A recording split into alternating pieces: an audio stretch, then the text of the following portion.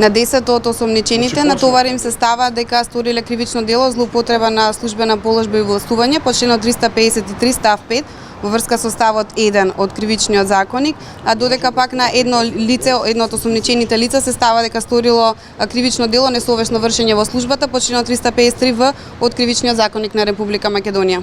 Може ли само еден опис од прилика зашто конкретно станува збор? Во конкретно станува збор за отуѓување, склучување на договори за отуѓување на земјишта во собственост на Република Македонија, кој понатаму во кој договори се предвидени договорни обврски по однос на неисполнување на обврските од страна на изведувачот, но тие обврски понатаму не се испочитувани, но иако не се испочитувани и бил предвиден реален товар да се воспостави, односно да се обезбеди државата, како што се прави впрочем и во секој договор, таквото нешто е прикриено, реалните товари не се солемнизирани, односно не се прикажани во актите за солемнизација, со всушност е нанесена штета на Република Македонија и не е преминато кон еднострано раскинување на договорите и земјиштето не е вратено во собственост на Република Северна Македонија.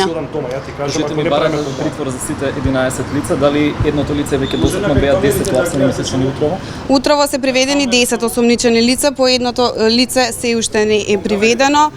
До сега беа сослушани 7 лица, можам да ви кажам, од кои што јас, односно она што го слушнав пред судија на претходна постапка, за едното лице го сменив предлогот од определување мерка притвор во мерки за обезбедување мерки на предпазливост, односно забрана за напуштање на живеалиште, забрана за издавање на патна исправа, повремено да се јавува на службено лице во судот и забрана за вршење на дејности кои што се поврзани на работното место со предметното кривично дело. Значи, јас не можам да ви кажам дали ќе бидат определени притвор или не. Предлогот е за 6 лица до сега да бидат определена мерка притвор, а за едно лице мерки на предпазливост. Јас до сега не спомнав ниту едно лице со име и презиме. Дали за овој предмет сте побарале помош од специјалното јавно обвинителство со оглед дека скопи 2014 тие будат предистражна постапка за нива? Не, немаме побарано помош од специјалното јавно обвинителство, но јас колку што знам, овој предмет не се поклопува со предметот кој што го води специјалното јавно обвинителство. Од опозицијата вела дека е нивно за различни отзивања на некакви управни одредби. Која е вашата?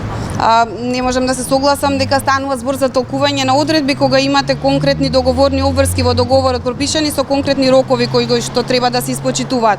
Во случај кога имате рокови кои што се пропишани, тука не можеме да зборуваме за толкување, туку можеме само да зборуваме за почитување на тие рокови и што станува во случај кога не се испочитувани тие рокови. Впрочем, договорот го склучуваат две страни, доброволно се потпишуваат на истите, што значи израз на доброволна волја и се согласиле што она е потпишано во самиот договор.